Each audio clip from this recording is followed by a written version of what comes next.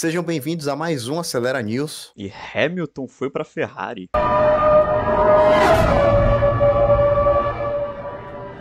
Na disputa interna entre Mercedes, Ferrari e Lewis Hamilton, quem sai perdendo, quem sai ganhando. E vamos começar falando da Ferrari. O que é que eles ganham, na sua opinião, Vitor, com a ida do Cara, Hamilton para lá? eles ganham uma palavra que eu acho que começa com M e termina com G, tá? Marketing. E não, claro, não só o marketing do fato de você ter dois heptacampeões mundiais na sua história, né, passando pela equipe, mas por causa do desenvolvimento da experiência que o Lewis pode trazer e porque a Ferrari está trazendo engenheiros experientes, né, de Mercedes e de Red Bull e engenheiros que já trabalharam com o Hamilton, inclusive. Então acho que pode ser uma cartada de mestre do nosso glorioso Frederico Vasseur para conseguir ganhar Talvez, o desenvolvimento dos carros. talvez, eu acho que o Hamilton indo para a Ferrari pode até ter uma relação um pouco prejudicada com o Leclerc, né? Já que foi prometido a ele ser primeiro piloto na relação contra o Sainz.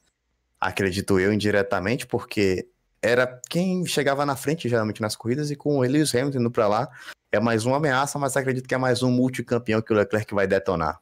Agora, os pontos negativos, assim, da ida do Hamilton para a Ferrari, para ambos, acredito que vai ser o desafio para os dois, porque basicamente o Hamilton, ele apostando nesse novo projeto, saindo da Mercedes, ele acaba botando bastante holofote sobre ele, né? Não é só mais um cara que vai se aposentar em breve, mas agora é um cara que aposta num projeto novo, mesmo que seja para o curto prazo.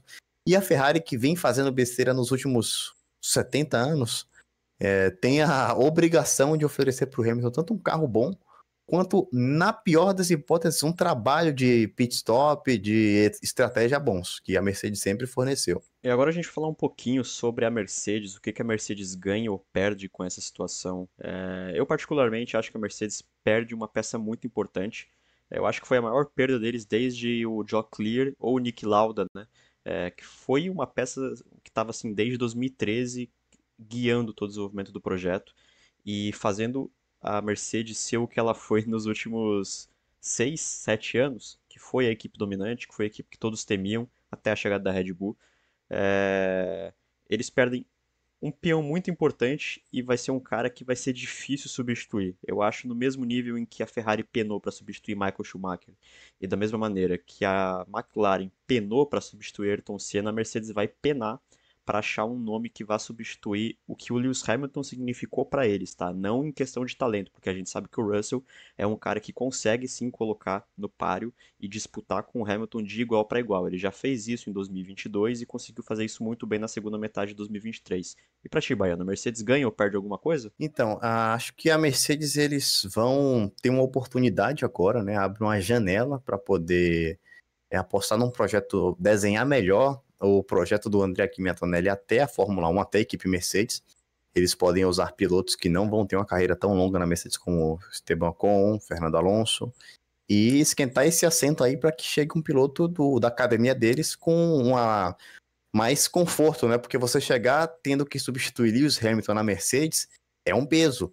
Você chegar tendo que substituir Esteban Ocon é outro. E agora na disputa interna da Ferrari em 2025 a gente vai ter essa dupla aí, tá? O Leclerc e o Hamilton. Vou adiantando para vocês o que é que eu acho. No qualifying eu acho que o Leclerc vai dominar, porque se o Hamilton tinha dificuldade para derrotar o Bottas em algumas corridas, tanto que o Bottas ganhou o apelido de Leão de Treino, porque fazia um número considerável de poles. Com o Leclerc, eu acho que ele vai tomar um cacete em qualifying. Em ritmo de corrida vai depender de muitos fatores. A gente sabe que na Ferrari os fatores externos, como estratégia, ou os mecânicos trazerem ou não os pneus durante a parada de pit stop para troca de pneu, também é um fator determinante. Então, eu acho que em head-to-head na corrida vai ser uma incógnita até eles começarem a correr.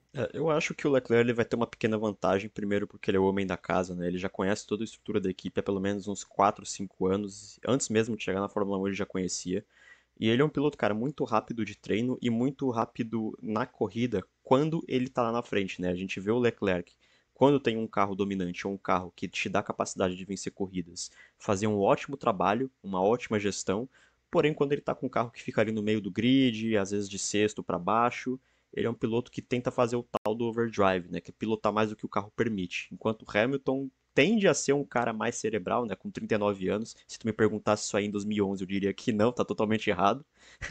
Porque em 2011, como dizia o Galvão, é um caso de psiquiatra. Mas tudo tende pro lado do Leclerc e quem sabe seja mais um cara que talvez o Monegasco consiga aposentar. E vamos ver o que a imprensa vai colocar, né? Se a Ferrari está favorecendo o Leclerc ou se realmente é o Leclerc que finalmente está sobressaindo e mostrando seu talento de campeão mundial.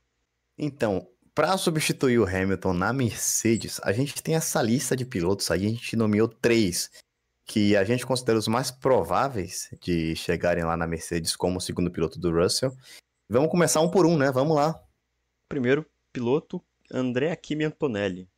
O cara chamado de novo Senna não é à toa, né? Ele tá ganhando tudo que vem na base, por mais que ele tenha tomado um sufoco do Martin nos Stenshore na freca. A gente espera que ele tenha uma rápida adaptação na Fórmula 2, até porque ele treinou bastante com o carro.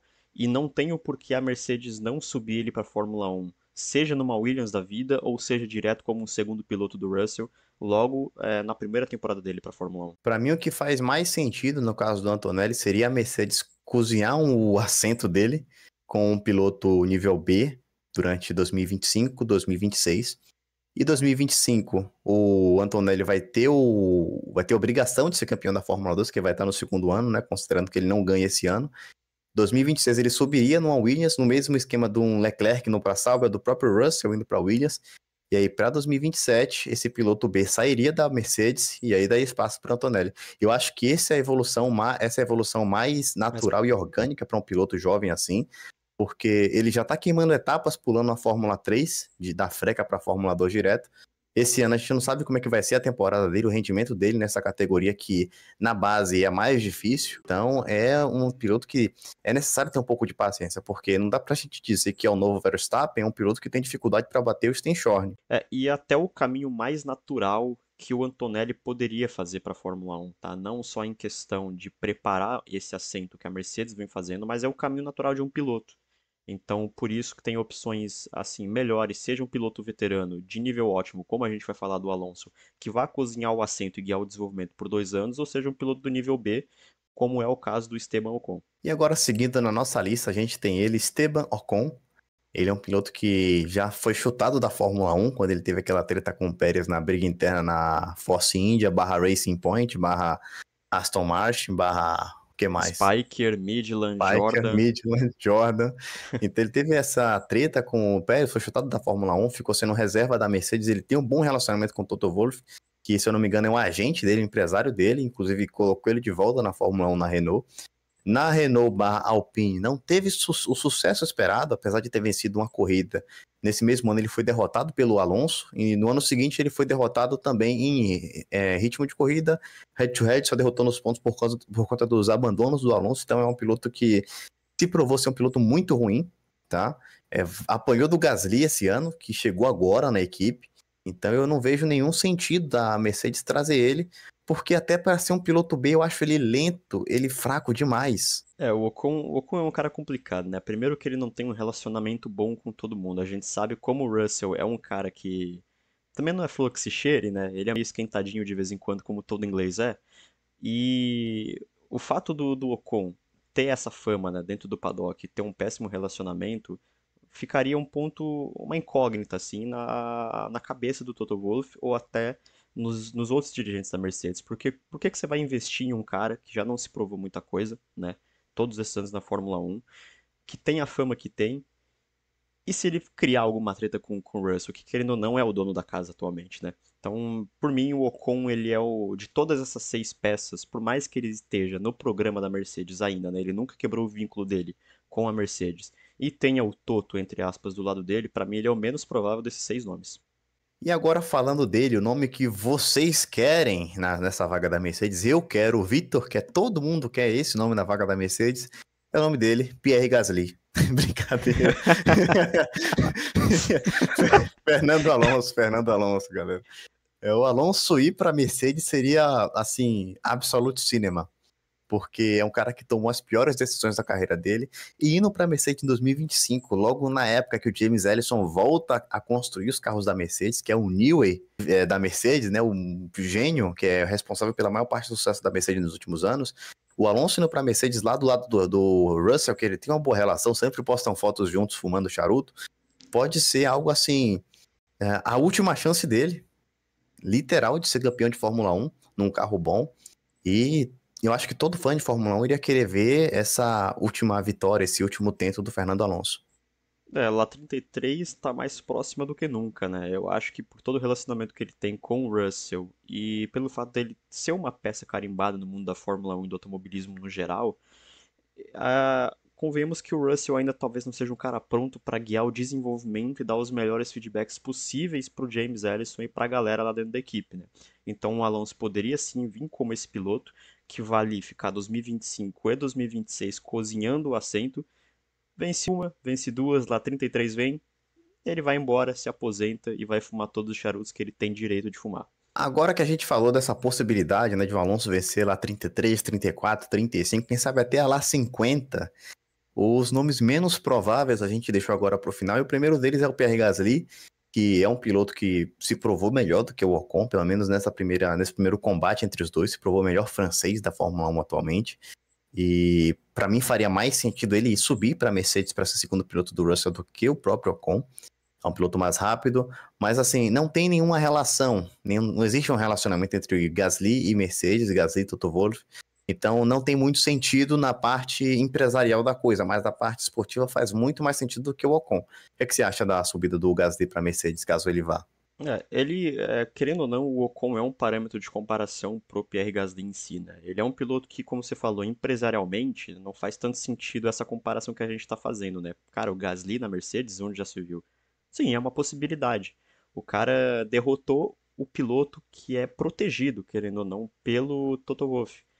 Então, isso coloca ele no radar para uma equipe melhor. Ele teve aquele ano turbulento dele de 2019, onde ele faz uma péssima temporada na Red Bull, dá a volta por cima tanto na AlphaTauri quanto na Alpine, e agora se consolida com um piloto que, assim, se tu der um carro na mão dele, provavelmente é o piloto que vai sim conseguir lutar por pódios e sempre estar no top 5. E é justamente isso que a Mercedes precisa para voltar ao páreo e conseguir se consolidar com a Red Bull sendo a força dominante, uma P2 segura ou um carro ameaça com a volta do James Allison. E agora, nessa suposição aqui, seria mais ou menos uma troca entre Ferrari e Mercedes, tá? Também não tem muito sentido do lado empresarial, mas do lado esportivo talvez tenha algum sentido. Não acredito que o Russell teria tanta dificuldade assim para derrotar o Sainz, talvez um pouco mais do que o Leclerc teve, porque o Russell ele acaba sendo um piloto que bate até um pouco mais do que o Leclerc, um pouco mais agressivo, e o Sainz é aquele piloto que é mais smooth, mais suave e que costuma levar o carro até o final, até a linha de chegada. Mas é um piloto que poderia ajudar no desenvolvimento da Mercedes. Porém, como ele tem tantos rumores que vai fechar com a Audi, faria muito mais sentido ele ir para a Sauber. Faria mais sentido ir pra Sauber mesmo. Já que a Audi tem um novo projeto aí, o pai dele, querendo ou não, é um ícone, né, da Audi do Rally no final dos anos 80 e começo dos anos 90. Então, por mim, eu acho que de todos os seis, né, o Ocon é o menos provável, mas o Sainz seria, assim, o que tá aqui por pleno rumor. E por último, um cara que foi fritado na Fórmula 1, o Mick Schumacher, ele é o piloto de teste, o piloto reserva da Mercedes. O Toto Wolff acabou prometendo para ele, né, uma vaga na Fórmula 1, deve ter prometido uma vaga na Fórmula 1. Ele com certeza quer uma vaga na Fórmula 1. E para mim, assim, faria muito sentido uma equipe levar o piloto reserva, o piloto de teste, para ser o piloto deles enquanto preparam a vaga para o Antonelli. E assim, o Schumacher, ele tem ainda bastante influência a família Schumacher tem bastante influência na Mercedes. Eles são alemães também, a Mercedes não tem um piloto alemão desde o Rosberg. Desde o Rosberg. E eles começaram com essa ideia de equipe 100% alemã, motor alemão, com pilotos alemães. Então, assim, seria uma boa também, para até nível de marketing, o Schumacher tá lá. Mas é algo que tem muitos riscos, né? Porque o Schumacher, ele vem de uma fama de ser um piloto que bate, e não é o que a Mercedes vai precisar nesses próximos 2 anos, principalmente agora com o teto de gasto. A Mercedes, se quiser talvez brigar com a Red Bull, vai precisar de um segundo piloto relativamente confiável. Eu não sei se ele é esse cara. O Mick, cara, ele acabou sendo fritado por um cara que saiu por baixo na Fórmula 1, né? Que foi o Gunther Steiner. E de uma forma, assim, um pouco injusta, dá pra dizer, essa fritada que deram em cima do Mick. Mas do ponto de vista esportivo, esse ano de 2024, o que ele vai fazer com a Alpine na WEC vai determinar muito se ele vai ou não ser esse cara para a Mercedes em 2025.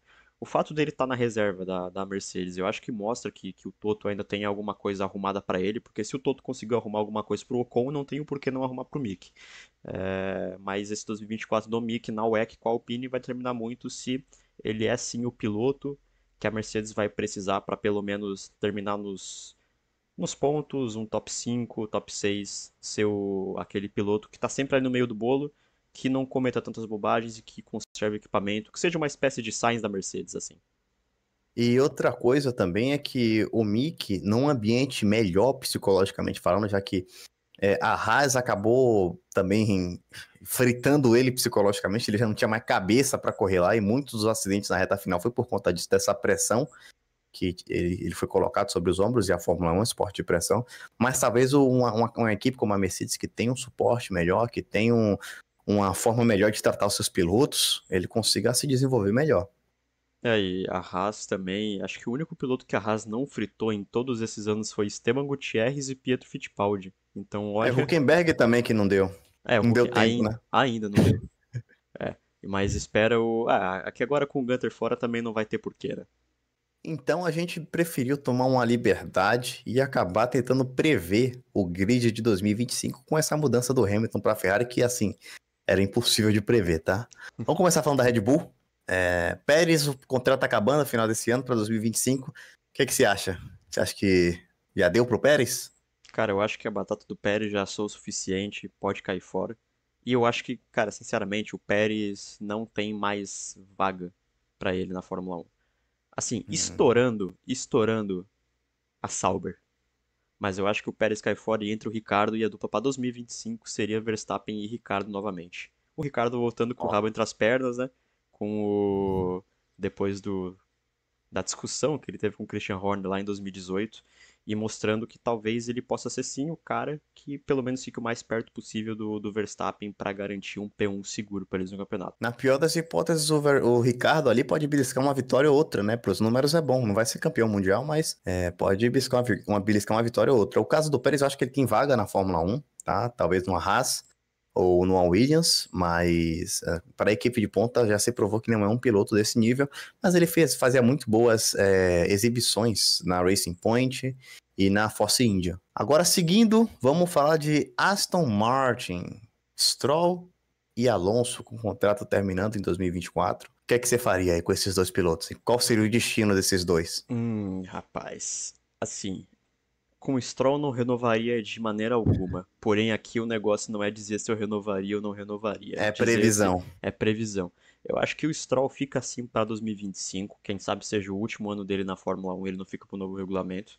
Enquanto o Alonso me parece ser a opção mais provável para ir para a Mercedes, nesse lugar do Hamilton. Então, por que não sonhar com Stroll e Felipe Drugovich aí? Não sei o que que você acha. Ou se Para a Aston 2025, Martin, ou se a Aston Martin vai preferir um nome que consiga dar feedbacks melhores. Assim, Stroll e Felipe Drogovic eu considero uma dupla de risco, porque a gente tem o Stroll e um novato, e assim, eu acho até perigoso pro Felipe Drogovic. Mas ele já tá na hora de correr na Fórmula 1. Então, assim, ou é agora, ou abraça essa oportunidade e vê no que vai dar, ou não vai. Seria a minha dupla ideal para 2025, porque, na minha opinião, o Alonso também seria o nome para ir para Mercedes no lugar do Hamilton. Porque para você substituir um piloto do tamanho do Hamilton, não dá para você colocar um Ocon lá, sabe? Até o Russell tá pronto, sabe? Deve dar muito aquela sensação de, nossa, a gente agora tá voando sozinho. A mãe abandonou o ninho. A É, mamãe águia abandonou o ninho. A gente tá sozinho, a gente tem que se virar. Então, acho que o Alonso poderia impor essa tranquilidade, essa calmaria, essa referência dentro da equipe. Então, para mim, seria o melhor nome para Mercedes. Eu acho que o Toto também acredita nisso. Então, para mim, seria Drogovic e Stroll na Aston Martin. E seguindo agora, a gente tem ali na Williams, contrato só do álbum acabando, né? só o álbum, o Sargent, se não me engano, renovou por um ano só. Aí tá É, 2023, né? é 2023, mas ele renovou para 24 também. Tá o contrato Ah, dos dois beleza. acabando. Assim, o álbum, se ele não vai para uma equipe melhor, e eu não acredito que ele tenha vaga em uma equipe melhor no momento. Talvez a Aston Martin seria essa equipe. Talvez a Aston Martin. Mas seria muito triste pro Drogovic. E pra Aston Seria. Martin, que teve um piloto da base, um piloto de teste, um piloto que tá lá com isso todo dia, não dá chance. É, Então, assim, o álbum não tendo pra onde ir, eu acredito que ele fica assim, renova com a Williams. ele gosta muito, ele tem um bom relacionamento com o James Vowles, ele e o Sargent.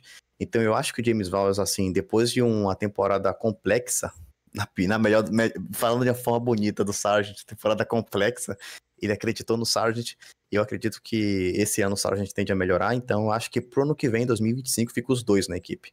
Eu concordo, fica os dois na equipe. O Sara, a gente, claro, tem que ver como ele vai lidar com toda essa pressão, né? O Valdes deu aquela aliviada no peso dos ombros que ele tinha nesse final de temporada. A gente via que ele estava caindo muito, sucumbindo à pressão, cometia erros bobos. Até quando ele passou pro Q3 pela primeira vez, ele vai lá e bate na primeira volta rápida, que foi na Holanda. Quase passou pro Q2 na corrida de Abu Dhabi, a volta dele foi deletada, teve um azar, passou pro Q3 em Las Vegas, e é um piloto assim que quem acompanhou ele na base sabe o potencial que o Sargent tem, que não é pra ficar queimando à toa, e até porque a F1 nessa semana fez exatamente o contrário do que todos estavam pensando, né? Que eles estão 100% a favor dos Estados Unidos. Ah, o Sargent só tá na Fórmula 1 porque é americano, a Liberty Media colocou ele lá, e eles vão lá e me rejeitam a Cadillac Andretti entrar na Fórmula 1. Então, por mim, fica essa dupla para 2025 mesmo. Para Alfa Romeo, a gente vai falar deles agora, Bottas e Joe. Algum dos dois renovou já para 2025? Não, ainda, né? Não, ainda não. Os dois estão com o contrato encerrando no final de 24. Assim, na minha opinião, o Joe, ele já não deveria estar esse ano no grid, tá? Já deu, o Porsche campeão, o Porsche merecia subir para Sauber. Vou chamar de Sauber, gente, eu não vou ficar chamando de Steak. Para Sauber. E o Carlos Sainz seria o nome ideal para 2025, já que ele já tem os rumores de que ele vai liderar o projeto da Audi.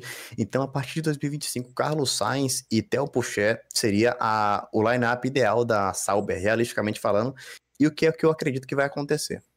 Não é só ideal, né? Eu acho que é um lineup muito realista, porque com todos esses rumores do Sainz indo para a Audi, né?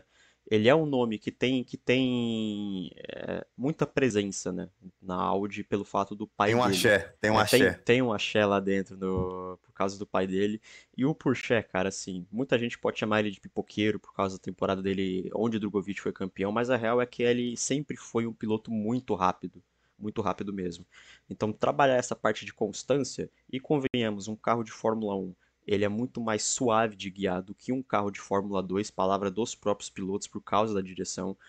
Pode ser um ambiente perfeito para o Pourchaire conseguir se desenvolver. Eu acho que em 2024 já ele vai fazer alguns treinos livres e vai correr paralelo na Super Fórmula, talvez não nas melhores equipes, mas é um cara que, independente do que ele mostrar na Super Fórmula, vai ter que entrar no lugar do jogo. E só para complementar, o Bottas, a ida do Sainz para Sauber, não faria mais sentido ter o Bottas, né? Já que o Bottas está lá por conta da experiência dele em equipe de ponta. Se o Sainz vai e supre essa demanda da equipe e tá num momento de carreira melhor do que o Bottas, para mim não faria também sentido ele ficar. Então o Joe e Bottas para mim não tem nexo. Mas vamos seguir. Racing Bulls, AlphaTauri, Minardi, Toro Rosso, Visa Card, Cash App, Racing Bulls, sei lá, como é que a gente vai chamar essa equipe agora? Racing Bulls? Eu acho que Racing Bulls tá bom, velho. Racing Bulls tá bom, eu continuaria chamando de AlphaTauri, mas já que mudou, vamos ter que mudar, né? É o Racing Bulls mesmo. Racing Bulls. Tsunoda e Ricardo, eu acredito também na ida do Ricardo pra Red Bull. E pra 2025, pra mim era Tsunoda e Lawson a equipe, tá? A dupla. Não tem como ser outra dupla, tá? Não tem como ser outra dupla. Assim, se Pois é. O Sainz ficar sem espaço, o que não deve acontecer, caberia um Sainz e Lawson, mas é totalmente sem nexo. Não, acho que Sainz ele iria até pra Red Bull nesse cenário aí. Seria um nome muito melhor de fato. Mas, cara, Tsunoda é um piloto que é protegido pelo Franz Tost. Agora que o Franz Tost saiu, a gente vai ver qual que é a real posição dele, né, dentro da AlphaTauri com o Ricardo lá dentro. E a chegada do Lawson mostra o último projeto de academia que deu certo, né, da Red Bull Academy, que foi o Liam Lawson, porque eles perderam muita gente pelo caminho que poderia estar aí, mas que acabou não vingando. Agora vamos falar da equipe problema do grid, a Haas. O Magnussen, pra mim, não tem mais espaço na Fórmula 1, ele é lento. Os próprios engenheiros da Haas confirmam que o Mick era mais rápido que ele. O problema do Mick eram os acidentes, era outros problemas externos e a estratégia também, pit stop de 10 segundos, que ninguém lembra, mas enfim. Não tem mais espaço na Fórmula 1 Magnussen. O Hülkenberg eu acho que tem, tá? O Hülkenberg. Tem espaço na Haas para o ano que vem. E aí a dupla seria o que a gente tinha combinado, o Pérez e o Hülkenberg. E vamos ver quem que se daria, né? De novo eles dois na mesma equipe. Seria para mim o line-up mais próximo de uma Fórmula 1 ideal. Cara, eu vou discordar um pouco de ti. Eu concordo que o Magnussen, por mais que ele tenha essa moral dentro da Haas e essa voz da experiência, né, de alguém que já tá trabalhando nessa equipe há tanto tempo, eu acho que já deu, ele pode voltar pro INSA, que ele já tava, né, antes de voltar pra Fórmula 1. Caiu de paraquedas ali, fez o que ele tinha que fazer. Mas eu vou te dizer, eu acho que o Hülkenberg tem a capacidade de liderar o projeto sozinho para a chegada do Oliver Berman, tá? O Berman é um nome muito forte na Ferrari, é um nome muito forte na base, provavelmente vai lutar por título esse ano, não tem por que não lutar. Ele vai ser reserva da Haas esse ano e a Haas confirmou que ele vai fazer 6 treinos livres. 6. Nenhuma equipe botou um piloto para fazer mais do que 3 treinos livres na última temporada. E eles vão botar o Berman para fazer 6. Então, para mim, tem alguma coisa aí já esquematizada para 2025. Porque nem o Pietro vai fazer 2 treinos livre e o Berman vai lá e faz 6. E- Alguma coisa aí tem, e pra mim seria o lineup sim, ideal, sim. Hülkenberg e Berman. Seria também melhor do que o Pérez e o Hülkenberg, mas assim, é porque a minha mentalidade de Haas ainda tá Gunther Steinerzada. Aham. E eu duvido muito, tipo, eu não acredito muito na Haas sendo um ambiente ideal para jovem piloto, entende? Eu acho que tem Depois que das ver, últimas né? experiências, foi tipo Mazepin, Mick Schumacher. É, é um ambiente muito agressivo pro Berman estar. Não sei se faria sentido a Ferrari mandar para lá. Mas vamos ver como é que vai ser sob nova direção e também como é que vai ser o Berman esse ano na Fórmula 2, né? Que ele também tem a chance de flopar. Então vamos Exato. seguindo aqui. Alpine, o que você acha do lineup para 2024? Os dois estão em fim de contrato? Os dois estão em fim de contrato. É o Gasly e o Ocon. O que acontece? Eu renovaria com os dois, tá? O Gasly, pelo menos uns 2 ou 3 anos, porque eu acredito nele no longo prazo na equipe. Mas o Ocon eu renovaria só mais um. E 2025 eu deixaria o Martins de reserva para em 2026 o Martins ser o piloto titular ao lado do Gasly. Você literalmente leu minha mente agora. Não tenho o que eu comentar. Eu faria a mesma coisa. Renovaria com o Gasly a longo prazo. Ou por um ano só, esquentando esse banco aí. Coloca o Martin pra fazer a mesma coisa que o Berman tá fazendo agora na Haas. 6 treinos livre por ano. Para ele já chegar um pouco mais preparado, assim, né? Diferente do que a Williams fez com o Sarah, a gente ia apressar a chegada dele, não tem necessidade da Alpine fazer a mesma coisa, já que o Martin não tem concorrência interna dentro da academia, né? Então, pessoal, isso foi o Acelera News de hoje. Curte, compartilha, comenta e até a próxima.